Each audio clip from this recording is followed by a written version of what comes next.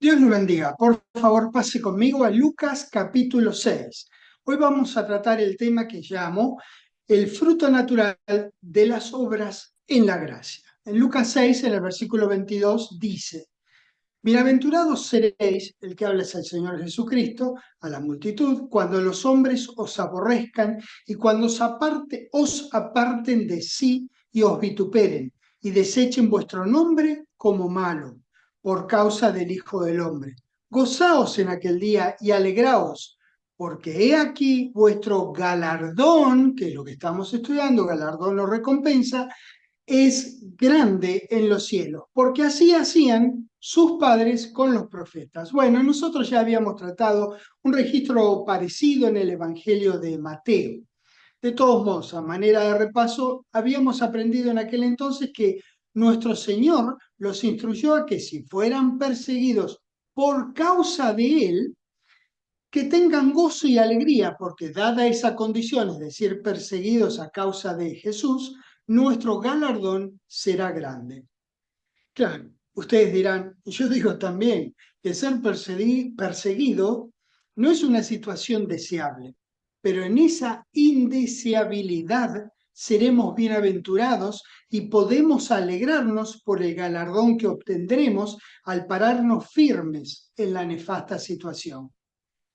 Ya ve, la palabra lo insta a usted y a mí, nos insta a todos nosotros, los hijos de Dios, a que sepamos que tendremos galardón por este tipo de cosas. Seguimos en el versículo, mismo capítulo, pero el versículo 35, que dice: Amad pues a vuestros enemigos y haced bien y prestad, no esperando de ello nada, y será vuestro galardón, la misma palabra griega, grande, quiero decir, proviene de la misma palabra griega mithos que habíamos estudiado anteriormente, y será vuestro galardón grande y seréis hijos del Altísimo, porque Él es benigno para con los ingratos y malos. Así es nuestro Padre Celestial. Él es el que lleva la contabilidad con esta visión de cómo son las cosas, ¿no es cierto? Así que repito esto, que quede bien claro, eh, porque Él es benigno, dice acá, el Altísimo es benigno para con los ingratos y malos. 36. Sed pues misericordiosos, como también vuestro Padre es misericordioso. Bueno, ¿cómo dice que es aquí el galardón? Grande. Todo hijo de Dios puede obedecer a su Padre Celestial por amor a Él, en retribución o en reciprocidad proporcional al gran amor recibido de continuo de su parte. De esta manera recibirá gran galardón, gran recompensa. Es importante ir a la palabra de Dios y ver qué cosas quiere el Padre que nosotros hagamos. Esas cosas que Él desea en lo más profundo de su ser que nosotros hagamos son todas buenas, no ninguna, son todas, que sea diferente, son todas buenas y son las que Él preparó para que andemos en ellas. Así que bueno, andemos en ellas.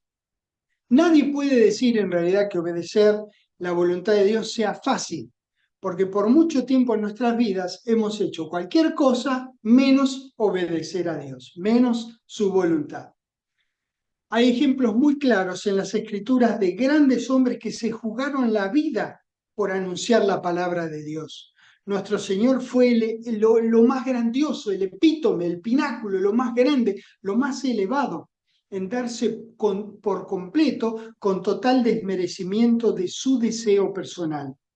Pero lo importante que nosotros debemos rescatar de las escrituras acerca del maravilloso Señor, del valiente Señor que nosotros tenemos, es que es posible y que ese cambio de actitud de nuestra parte, de andar como Él anduvo, obedeciendo, de obedecerle a Dios, es no solamente posible, sino necesario de nuestras partes. Y es además impostergable. Por eso se hace tan necesario y hasta inclusive es práctico aprender acerca de las recompensas o de los galardones en el reino venidero. Mateo 6, por favor. Bueno, estas recompensas o galardones son el fruto natural resultante del trabajo que hagamos en la gracia para Dios y sus cosas. Dios no cambia. Su deseo de bienestar presente para nosotros y futuro también para todos los suyos, tampoco cambia. Él siempre desea nuestro bien. Y además, ni hace falta que uno lo diga, pero Dios merece todo nuestro amor y cuidado fiel, cuidado obediente a su palabra, porque siempre quiere para nosotros lo mejor. Por eso hay tantos registros acerca de los galardones. Y esos galardones, esas recompensas, y luego veremos también las coronas, son parte inseparable de nuestra completa esperanza en la vida futura. ¿Ven? Esa es parte de nuestra esperanza, es parte de las cosas que nosotros compartimos y charlamos entre nosotros. Esas recompensas son parte de la esperanza futura. Mateo 6, les dije en el versículo 1, dice: guardaos de hacer vuestra propia justicia delante de los hombres, para ser vistos de ellos. De otra manera no tendréis recompensa de vuestro Padre que está en los cielos. Claro, si vos trabajás para ser visto por los demás, ellos te están dando, al verte, te están dando la recompensa. Dios está hablando de recompensas futuras que te dará Él. Versículo 5. Por ejemplo, en este mismo contexto dice: y cuando ores, no seas como los hipócritas, porque ellos aman el orar en pie en las sinagogas y en las esquinas de las calles, para ser vistos de los hombres. De cierto os digo que ya tienen su recompensa. De nuevo, la recompensa es ser visto de los hombres. No es eso lo que nosotros buscamos. Buscamos tener recompensas de parte de nuestro Padre en el futuro. Mateo 19, ya que estamos en Mateo, vamos al 19 porque hay otro registro importante para nuestro entendimiento acerca de que trabajar para Dios y para nuestro Señor Jesucristo siempre trae aparejados premios futuros. Bueno, en Mateo ahí, como les dije, en el 19 esta vez, en el versículo 27 comenzamos. Mateo 19, 27. Entonces respondiendo Pedro le dijo: he aquí, nosotros lo hemos dejado todo y te hemos seguido. ¿Qué pues tendremos? Eso le preguntó Pedro al Señor. ¿Qué pregunta esta la de Pedro, eh? Veremos que no le molestó al rabí, al Señor Jesús, no le molestó. Nosotros no necesitamos preguntar acerca de si vamos a entrar o no al reino, pero ahora estamos estudiando para asegurarnos de que entendemos el corazón de amor de Dios al preparar recompensas para nosotros. Lo que sigue demuestra que, como decía, Jesús no se enojó por la pregunta de Pedro. El 28 dice: y Jesús les dijo: de cierto os digo que en la regeneración, cuando el Hijo del Hombre se sienta en el trono de su gloria, esta será en el futuro, vosotros que me habéis seguido, también os sentaréis sobre 12 tronos para juzgar a las 12 tribus de Israel. Y cualquiera que haya dejado casa, su hermano, su hermana, su padre o madre, o mujer, o hijos, o tierra, esto nos habla a nosotros también. Fíjese lo que está leyendo, lo que está diciendo, lo voy a leer de nuevo. Dice: cualquiera que haya, el 29, cualquiera que haya dejado casa, sus hermanos o hermanas, o padre, o madre, o mujer, o hijos, o tierras, por mi nombre, no dejado por cualquier cosa, sino por mi nombre, por el nombre de Jesús, es decir, servir cristianamente como Él ha servido, recibirá 100 veces más. Yo no sé si esto será matemáticamente tal cual, pero está hablando de una barbaridad de rinde, un montón una inversión maravillosa, porque dice: recibirá 100 veces más y heredará la vida eterna. Por eso dije antes que nosotros ya tenemos vida eterna.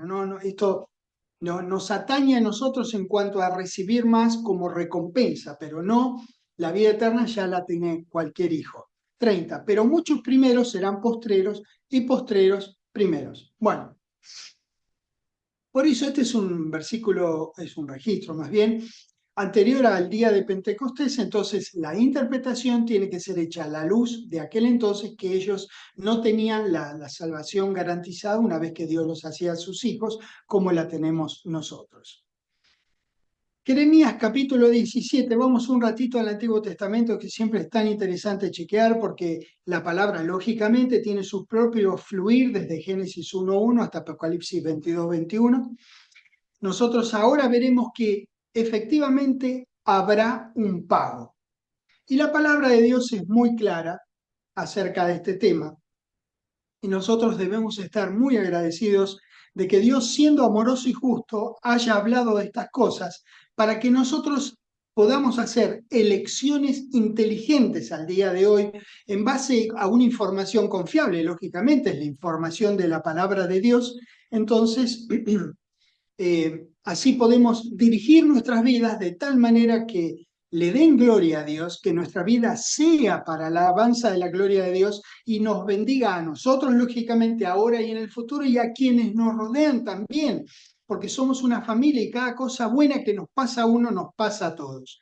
Así que Dios honra, Dios respeta nuestra libre voluntad. No hay amenaza alguna por parte de nuestro Padre Celestial. Él hace todo en términos absolutos de su amor y su justicia. Es como si fuera una pared, digamos, a la izquierda que se llame amor y otra que se llame justicia. Dios se mueve así, confinado a su amor y a su justicia. Es tan misericordioso, nos extiende constantemente tanta misericordia y tanta gracia. Nosotros podemos estar totalmente confiados, tranquilos, agradecidos, bendecidos, sin ningún temor acerca de nada. Nosotros queremos enterarnos qué es lo que Él espera de nosotros y serle recíproco, y serle realmente, sí, recíproco, eso, serle recíproco a nuestro Dios. No sería justo ni amoroso tomarnos por sorpresa el mismo día en que tengamos que comparecer ante el tribunal de Cristo, que es un tema que veremos en siguientes enseñanzas. Y enterarnos recién ahí de que nuestras acciones y nuestras conductas pasadas serán evaluadas, juzgadas o examinadas para ser recompensadas o no. Entonces, la justicia, dentro de la justicia y el amor de Dios, nos entera qué cosas nos conviene hacer, que serán un gran beneficio para el futuro. La Biblia menciona muchas veces que las personas recibirán según el fruto de lo que hayan hecho. Por eso quería ir al Antiguo Testamento, Jeremías 17, donde les dije, vamos al versículo 10. Dice que yo Jehová, que escudriño la mente, que pruebo el corazón, para dar a cada uno según su camino, según el fruto de sus obras, para dar según su camino, según el fruto de sus obras. No, no tan solo de las obras, porque las obras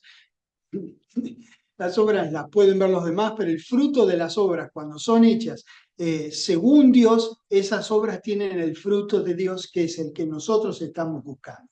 Jeremías también, esta vez en el 32, ahí dice, en el versículo 18, Jeremías 32, 18. Hermoso el libro de Jeremías.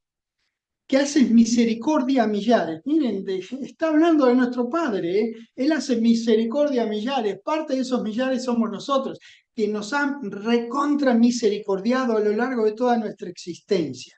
Que haces misericordia a millares y castigas la maldad de los padres en sus hijos después de ellos. Dios grande, poderoso, Jehová de los ejércitos es su nombre, grande en consejo y magnífico en hechos, porque tus ojos están abiertos sobre todos los caminos de los hijos de los hombres. ¿Para qué? Para dar a cada uno según sus caminos y según, de nuevo, la misma expresión, el fruto de sus obras.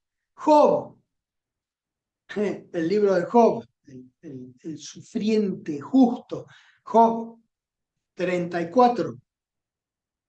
Miren lo que dice el versículo 11, Job 34, versículo 11.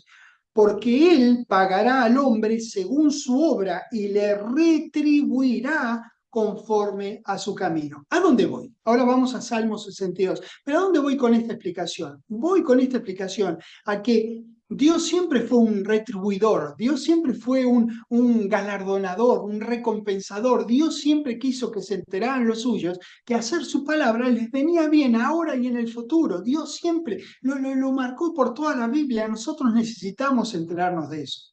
Salmos 62, en el versículo 12, dice: y tuyo, Señor, es la misericordia. Sin ninguna duda, Él la inventó y la perfeccionó.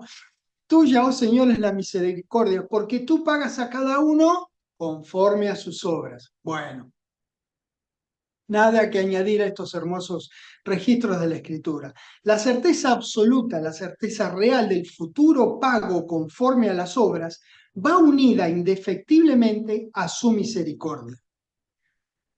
Todos los registros referidos al tema muestran que no da lo mismo hacer las obras de Dios que no hacerlas u oponerse a ellas. Cuidado con esto, es muy importante que nosotros entendamos esto y que podamos apreciar el valor del amor de Dios que tiene al decirnos todas estas cosas para que nosotros estemos enterados, para que estemos al tanto y tomemos los recaudos necesarios. Proverbios, por favor, ahí nomás. Job, Salmos, Proverbios.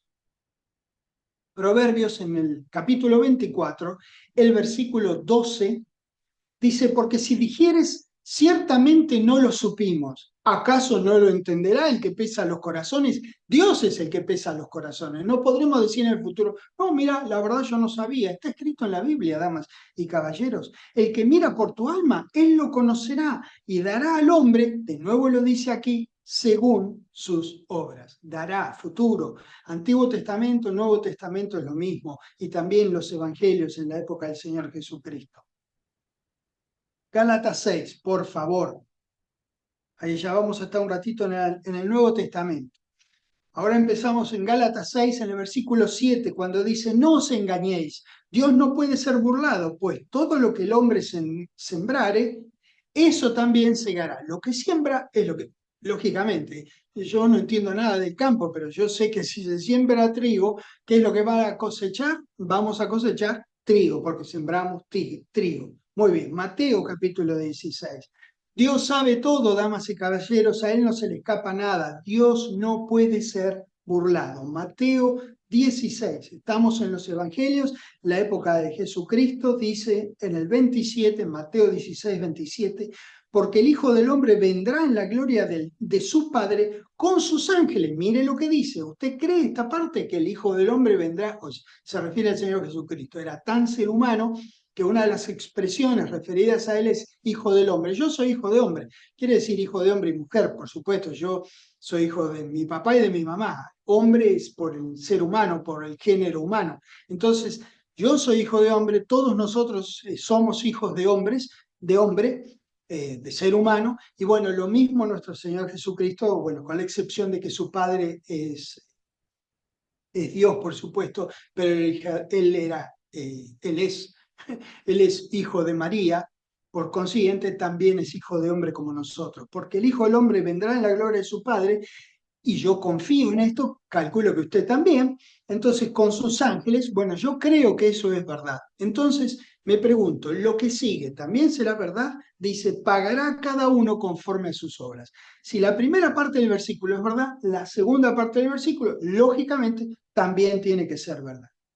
Romanos capítulo 14, por favor. Es necesario que entendamos que nuestras acciones no pasan desapercibidas a los ojos de Dios. Dios es el pagador, de Dios viene el pago y el pagador viene, veremos más adelante que será nuestro Señor Jesucristo. Romanos 14 en el versículo 10 dice, pero tú, ¿por qué juzgas a tu hermano? Dice, o tú también, ¿por qué menosprecias a tu hermano? Y miren lo que dice acá Romanos. Romanos, usted no tiene ninguna duda, en Mateo uno podría dudar, en Salmos, en Job, en Proverbios uno podría dudar, pero miren lo que va a leer usted ahora junto a mí en Romanos 14, que es una epístola a los creyentes, a usted, a mí, a los hijos de Dios. Dice, ¿por qué juzgas a tu hermano? Tú también, ¿por qué menosprecias a tu hermano? Porque todos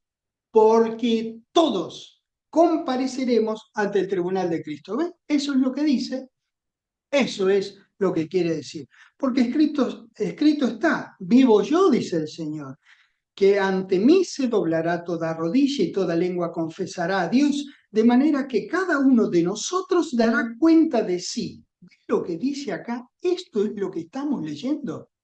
Es lo que estamos leyendo.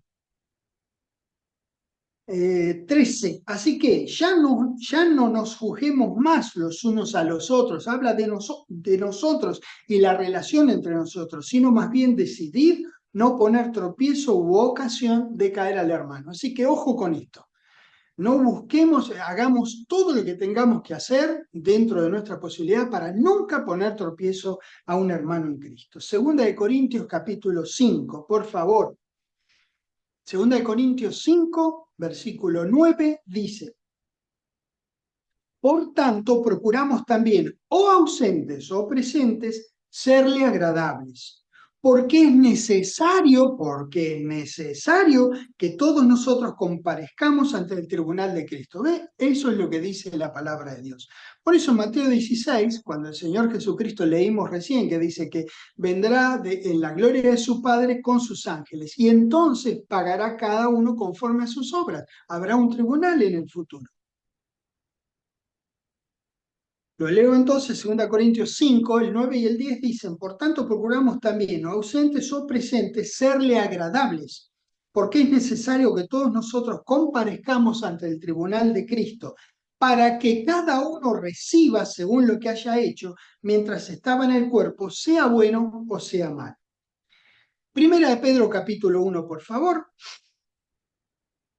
En el versículo 14 dice: como hijos obedientes, no os conforméis a los deseos que antes teníais estando en vuestra ignorancia. Ve, antes éramos ignorantes y estábamos en deseos diferentes a los que nosotros tenemos ahora, porque ya tenemos que tener deseos diferentes a los que teníamos antes, que estábamos en ignorancia, que no conocíamos lo que dice la palabra de Dios.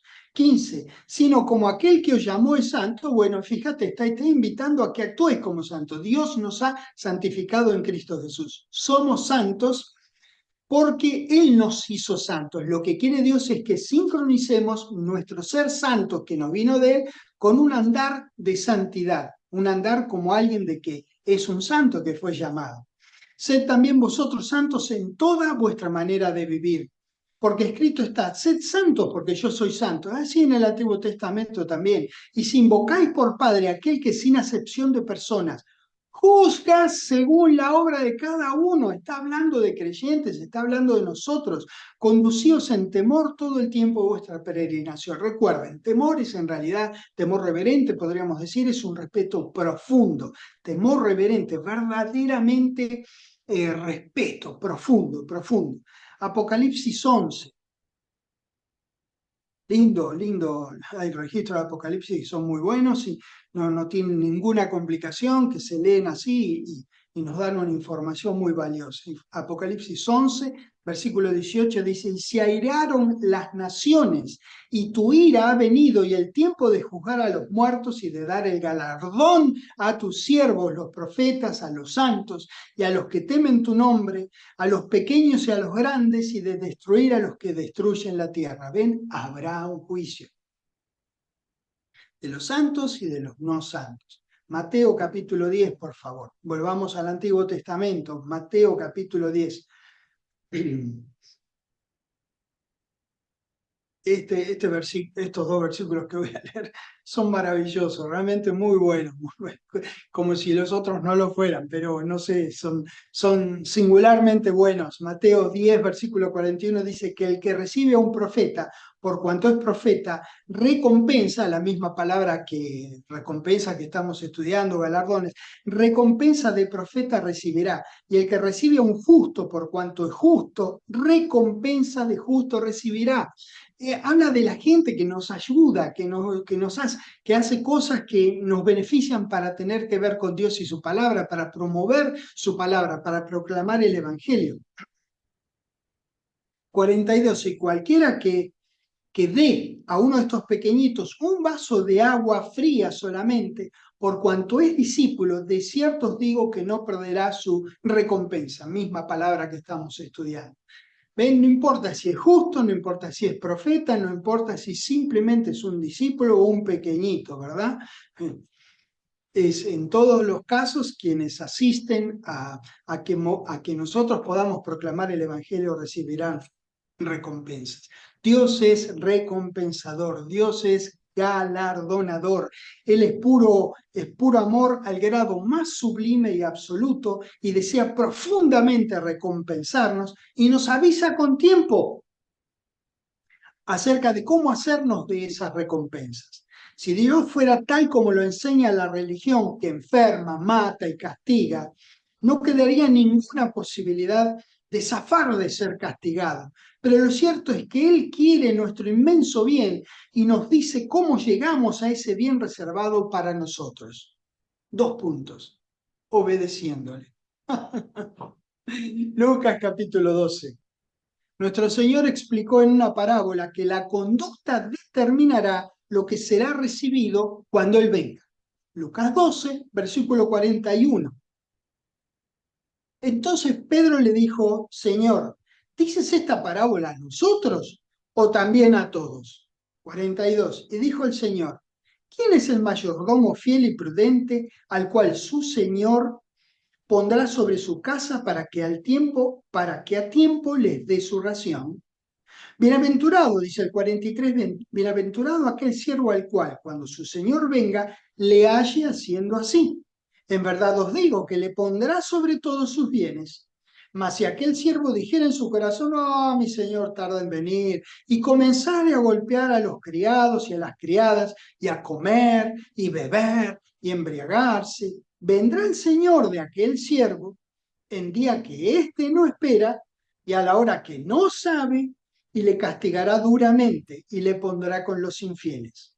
Aquel siervo que, conociendo la voluntad de su Señor, no se preparó ni hizo conforme a su voluntad, recibirá muchos azotes. Mas el que sin conocerla hizo cosas dignas de azotes, será azotado poco, porque todo aquel, todo aquel a quien se haya dado mucho, mucho se le demandará, y al que mucho se le haya confiado, más se le pedirá. Bueno, todo este estudio es para que sepamos y nos preparemos, como dice el versículo 47, para que estemos listos y preparados. Observen acá detenidamente que dice: aquel siervo que, conociendo la voluntad de su Señor, no se preparó ni hizo conforme a su voluntad, no tendrá que pagar nada. No, dice muchos azotes. Esto no es literal. En realidad, muchas veces la palabra usa esta forma hiperbólica, así exagerada de decir las cosas, para llamar verdaderamente nuestra atención, que no se nos escape el detalle de lo que nos está diciendo, ¿verdad? Pero sí, Dios no tiene para nada pensado azotarnos, caramba, en el tribunal de Cristo, pero sí tendremos que rendir cuentas a nuestro Señor. Veremos más de esto también. Colosenses capítulo 3, por favor. En el versículo 23 dice: y todo lo que hagáis, hacedlo de corazón como para el Señor y no para los hombres, sabiendo que del Señor recibiréis la recompensa de la herencia, porque a Cristo el Señor servís. Mas el que hace injusticia recibirá, fíjense lo que dice acá, cómo está fraseado aquí en Colosenses, dice: recibirá la injusticia que hiciere, porque no hay acepción de personas. Bien, realmente no hay vueltas en este versículo. Le habla a los santos, a los hijos de Dios, y deja muy a las claras que un santo puede hacer injusticia, como deja claro también que no hay acepción de personas. Ahora, es imprescindible entender que es imposible recibir injusticia de parte de nuestro Padre. Lo que significa es que el que haga injusticia recibirá según la injusticia que hiciere. No es que uno hace injusticia, entonces Dios hace injusticia con uno. No, eso no es posible en cuanto a Dios. Entonces, lo que dice es que se le será retribuido según la injusticia que hiciere, ¿verdad? Primera Tesalonicenses capítulo 4, eso es muy importante tenerlo en cuenta porque no hay posibilidad de recibir injusticia alguna de nuestro Padre. Bueno, sé que no hace falta que lo diga, pero de todos modos es necesario. Primera Tesalonicenses 4, versículo 5.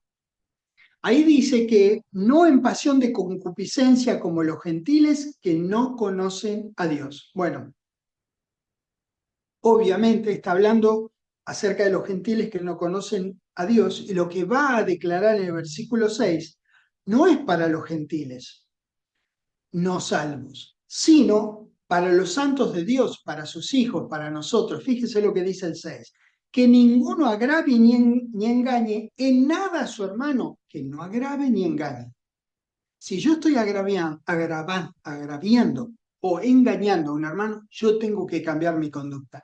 Porque la palabra dice que nadie, y yo estoy, que ninguno, yo estoy incluido en ese ninguno, agravie ni engañe en nada a su hermano, porque el Señor es vengador de todo esto, como ya os hemos dicho y testificado. Bueno, muy bien, muy bien. Eh, La imagen que nos provee la palabra vengador, según el uso que nosotros le damos en nuestro idioma, y considerando la naturaleza de bondad y amor de nuestro querido Padre Celestial, en realidad podría ser traducida de otra manera. Este vocablo vengador que estamos estudiando, según un estudioso que cada tanto nosotros mencionamos, Vine, también se emplea de una autoridad civil en el ejercicio de su función de ejecutar ira sobre un malhechor, dice Vine. Más aún, al día de hoy utilizamos el término, en realidad nosotros utilizamos el término venganza como una revancha en respuesta a una mala acción recibida. Generalmente esta revancha, esta venganza, según nuestros términos, es un desquite proporcionado. Es como pagar un mal que nos hicieron con un mal mayor. Por ejemplo, no sé, nos insultaron en la calle o bueno, y un vehículo al otro, entonces uno se baja con un fierro y le rompe todos los vidrios del auto. Eso es lo que yo llamo, bueno, eso es lo que nosotros entendemos como venganza, un desquite así desproporcionado. Bueno, pero cuando leemos venganza en la Biblia, que Dios es vengador de todo esto, no significa que quiere decir lo mismo que para nosotros, que como nosotros actuaríamos. Dios no es vengador así, de esa manera. Dios nos instruye a que no paguemos mal por mal. Por lo tanto, Él no va a hacer lo que nos dice que a nosotros que no hagamos. La justicia de Dios no es un desquite desproporcionado, es una acción justa, es amorosa y es recta y satisface la justicia de Dios que tiene que ver, como dije antes, con el amor, con la misericordia, con la gracia de Dios, con la bondad de Dios, en fin. Entonces, la palabra griega traducida vengador es la palabra écticos, que está formada por dos vocablos, ek y dikos, o dique. Ek es un prefijo que significa hacia el exterior, hacia afuera. Es una preposición que denota el origen, el punto desde donde procede un movimiento o una acción. Por su lado, esta es la primera parte de la palabra ekdikos, la palabra dique, de donde proviene la palabra que estamos estudiando, significa derecho, recto. Y Strong dice que es como autoevidente. También dice justicia, tanto como principio como la decisión o su ejecución, castigo, condenación, en fin, justicia. Vine dice que vino a denotar, que esta palabra ekdikos vino a denotar, es decir, finalmente se transformó, finalmente significó lo que es recto. También significa una audiencia judicial, de ahí que es la ejecución de una sentencia, de una pena o de un castigo. Al decir Dios es ekdikos, o sea, vengador, dice que Dios es de quien sale lo recto, lo justo. Eso no estamos estudiando esta palabra en profundidad, simplemente no me gusta que se diga que Dios es vengador y que se entienda como que es vengador como nosotros, que nosotros nos desquitamos, nos hacen un mal y hacemos un mal 5 o 10 veces peor. Nada que ver con nuestro Padre. Así se ha traducido esta palabra, no es que sea una mala traducción, pero quiero hacer esta aclaración porque Dios no tiene nada de vengador. El justo es retribuidor.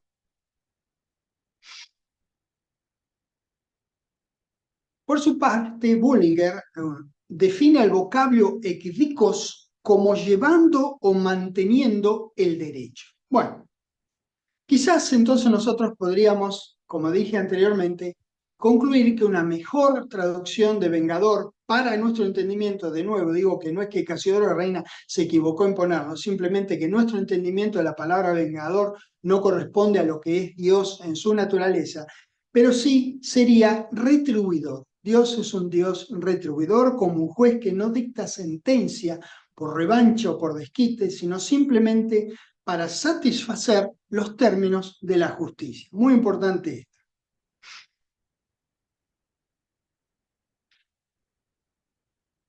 La humanidad toda, pero más aún nosotros los hijos de Dios, tenemos una responsabilidad moral de reciprocidad para con el Creador.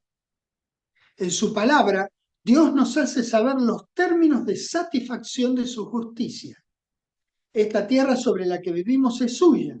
Por el momento está ocupada por un inquilino invasor y sus malditos secuaces, pero al fin es su tierra, la de Dios. Siendo entonces su propiedad como lo es, pone sus términos sobre la conducta que espera de las personas a las que tanto ama y que habitan este suelo que Él proveyó, viviendo la vida que Él creó para nosotros. Al final de los tiempos, pedirá que se le rinda cuenta de los actos hechos sobre su territorio. No hacer su voluntad es pecado. En la justicia humana podríamos llamarlo delito, y la justicia de Dios demanda satisfacción en sus términos y en sus tiempos. Por ejemplo, la justicia de cada país demanda satisfacción cuando un ciudadano comete un delito contra otro en su territorio. Lo demanda en sus términos que son parte de la ley del país.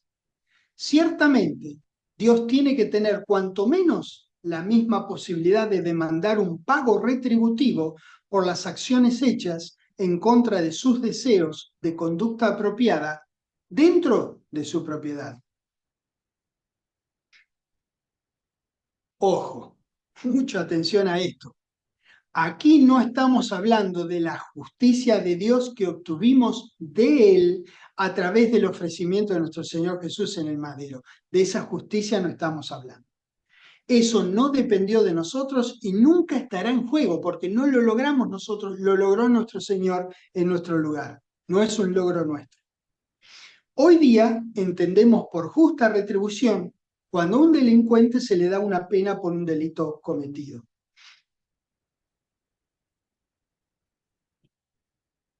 Bien, lo mismo pasa, muchas veces pensamos que, por ejemplo, darle a un homicida 10 años de prisión es poco con haber matado a una persona que no volverá a vivir una vez transcurridos esos 10 años. Es natural pensar que debe haber una proporción entre el delito y la pena. En nuestros países no siempre es así porque, bueno, esto no está nuestro Señor gobernando esta tierra, sino hay varios señores gobernándola. Así que, bueno, pero en cualquier caso es natural pensar que debe haber una proporción entre el delito y la pena. Dios, en cambio, es un juez justo, pero justo de absoluta, infinita y categórica justicia. Nosotros podríamos pensar que un ser humano llegue al punto de ser verdaderamente muy justo, pero nunca justo de manera terminante y absoluta. Solamente Dios. Así que Él es. Lo cierto es que el delito, como el pecado, necesita ser retribuido de alguna manera.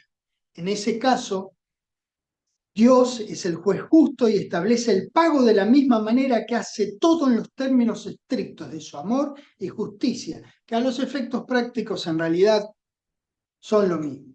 Versículo 7 nos falta leer de esta de Primera Tesalonicenses. El versículo 7 dice, pues no nos ha llamado Dios a inmundicia, sino a santificación. Bueno, acá estamos hablando de la retribución de Dios a los suyos, pues el versículo 6 habla de hermanos. Lo único que garantiza que Dios no ejerza su venganza, y lo pongo entre comillas, estamos en el contexto de lo que estamos enseñando, estamos estudiando, lo estamos sacando de la Biblia, entonces estoy usando los mismos términos, por eso pongo acá venganza entre comillas. Lo único que garantiza que Dios no ejerza su venganza, o más bien que ejecute lo que sea su justa retribución, O dicho de otra manera, lo que sea que satisfaga los términos de su justicia, es que dejemos de lado la inmundicia y que tengamos una vida santificada, que, si en verdad tenemos, no agraviaremos ni engañaremos a ningún hermano. ¿Ven la importancia de todo esto? El apóstol se los había dicho, se los había testificado y ahora se los escribió para que también nosotros sepamos y actuemos con conocimiento de causa. Segunda de Timoteo, capítulo 2, por favor. Qué emocionante todo esto que estamos viendo, hay mucho más todavía. Acá estamos concluyendo esta enseñanza de hoy. Es 2 Timoteo capítulo 2, versículo 11. Dice, palabra fiel es esta: si somos muertos con Él, también viviremos con Él. Si sufrimos, también reinaremos con Él. Si le negáramos, Él también nos negará. ¿Ve? Versículo 13. Si fuéramos infieles, bueno, aún así, Él no va a ser infiel. Él permanece fiel, porque Él no puede negarse a sí mismo.